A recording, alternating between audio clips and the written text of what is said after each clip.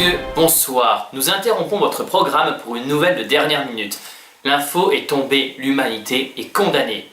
Le Conseil de l'ONU sur l'avenir de l'humanité vient de rendre son verdict. Mais maintenant, notre envoyé spécial Gilles de la Tourette, en direct de New York, va nous apprendre un peu plus sur cet événement.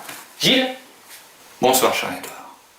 En effet, je me trouve devant le siège de l'ONU, où le Conseil sur l'avenir de l'humanité a rendu son verdict. L'humanité est condamnée. Celle-ci a été rendue publique il y a quelques minutes, et vous pouvez voir sur ces images la foule qui s'était rassemblée pour entendre le résultat des délibérations. Merci Gilles, mais une question doit donc se poser à tous. Pour quelle raison l'ONU a-t-elle donc pu prendre une telle décision ? Cela fait déjà 3 semaines que l'ONU a rassemblé une dizaine d'experts mondiaux. Le but est de réfléchir sur les actions à mener pour enrayer le changement climatique, qui, comme vous le savez tous, a augmenté de 4 degrés la température de la surface du globe, engendrant ainsi une augmentation de migrants mondiaux, de catastrophes naturelles et la diminution des ressources alimentaires. Merci Gilles. Quant à vous, chers téléspectateurs, n'oubliez pas de rester devant Cordac TV pour avoir en permanence toutes les informations sur le monde actuel. À vous les studios.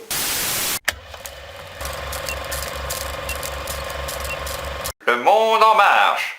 En ce début des années 50, le système de consommation permet à la ménagère d'acheter tout ce dont elle a besoin, pour la famille, au même endroit.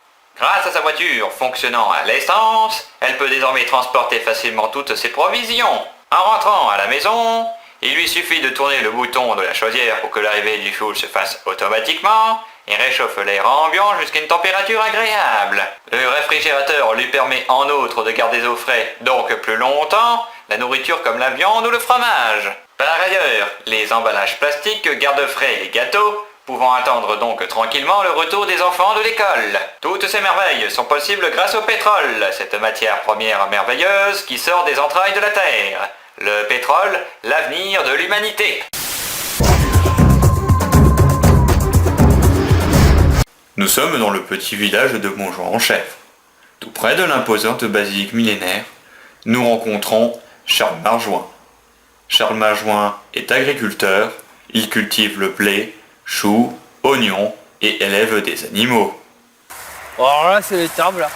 Alors ça c'est rose. Alors, c'est ma vache la plus ancienne. Hein. Et puis là c'est Marguerite.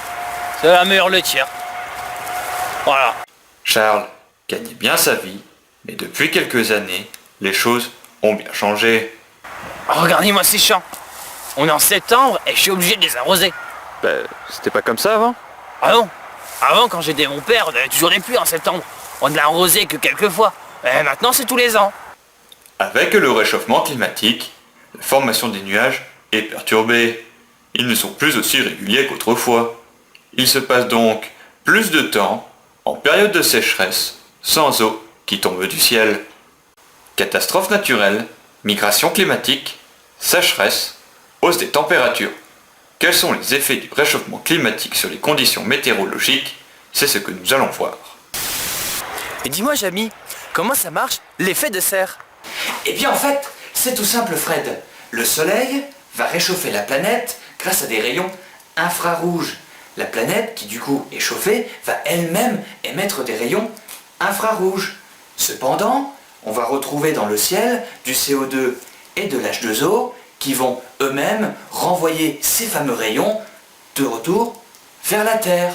Ce qui va faire que la planète va se réchauffer. C'est ce qu'on appelle l'effet de serre. Et cet effet de serre augmente.